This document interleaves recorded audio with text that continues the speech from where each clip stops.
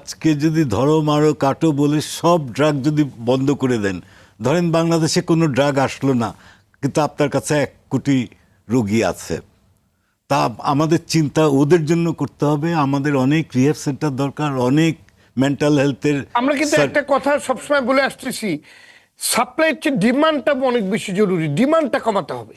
Demand মানে শেকড় উপরে ফেলতে হবে, শেকড়টাই হলো ডিমান্ড। মানে আমি যদি ড্রাগে আসক্ত না হই, ওটাই হলো বড় জিনিস, তখন সাপ্লাই আসবে না। কারণ ডিমান্ড কিন্তু সাপ্লাইকে আনে। তা আমি তো অলরেডি ক্ষতিগ্রস্ত, আপনি ক্ষতিগ্রস্তের কথাটা আমি চিন্তা করছি, বিকজ আমি ক্ষতিগ্রস্ত হয়েছিলাম, আমি জানি। আপনি ক্ষতিগ্রস্তের জন্য সরকার হ্যাজ টু হেল্প। আমাদের হাজার হাজার রিহ্যাব সেন্টার দরকার, শহরের বাইরে দরকার, শহরে দরকার। বিকজ মাদক যতই বলেন জিরো টলারেন্স, এটা তো হবে না, অবাস্তব একটা কথা।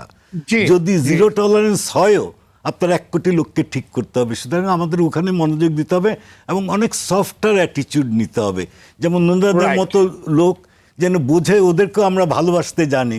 ওকে আজকে আপনি ডেকেছেন, ও কথা বলছে, এটাও কিন্তু ওকে হেল্প করবে উজ্জীবিত করার জন্য। তা আমরা এই অ্যাকসেপ্টেন্সটাকে তৈরি করতে চাই, এটাই আমার আশা।